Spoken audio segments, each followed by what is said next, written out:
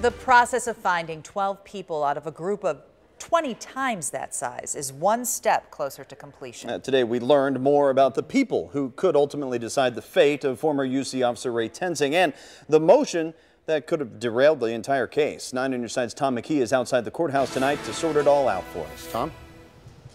Well, there was a great deal, as you said, going on in this Tensing case here at the Hamilton County Courthouse today. Inside, a motion to dismiss all charges. It was denied. And the whittling of that jury pool from 243 to 180 individuals. Outside, still more evidence that the shooting of Sam DuBose by Ray Tensing is still very, very controversial. It was a peaceful noontime demonstration on the courthouse steps. People urged a conviction for former UC officer Ray Tensing and justice for the man he shot, Sam DuBose. Inside, a controversial lottery by court administrator Pat Dressing. It decided which media outlets get the 3 seats in court each day when testimony begins. WCPO is fighting it and other restrictions so the public gets an accurate portrayal of the case. No cameras were allowed in as the jury pool was whittled from 243 to 180 individuals. Each filled out a 25-page questionnaire.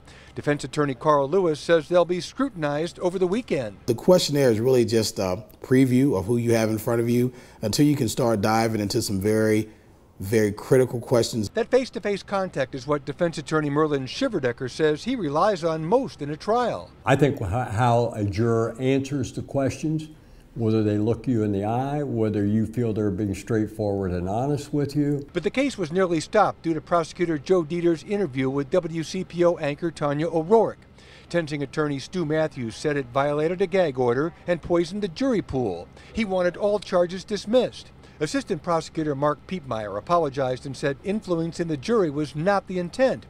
Judge Leslie Giz denied the motion but warned all sides not to talk to the press or face penalties. More than a little slap on the fingers, but I'm not going to punch the state of Ohio by dismissing the case because you talked when you should have been listening. Now, tomorrow's schedule includes a morning hearing on whether to allow into evidence the T-shirt with that Confederate flag on it that Tensing was wearing the night of the shooting. Plus, each side is trying to get the other's video expert tossed out in analysis of that body camera video from Ray Tensing's camera on that evening. Tom McKee, 9 on your side, live at the Hamilton County Courthouse downtown. All right, Tom, thank you. And a topic of discussion in the first trial, the gender and race makeup of that first jury. Now, half of that jury actually white men, and there were no African-American men on that jury at all that couldn't come up to a unanimous decision in this case. 33% white women, 17% African-American women on that first jury. Now, if we take a look, though, at this new jury pool and the breakdown, at least as we see it right now for the first 60 jurors from this pool today, nearly half are white women.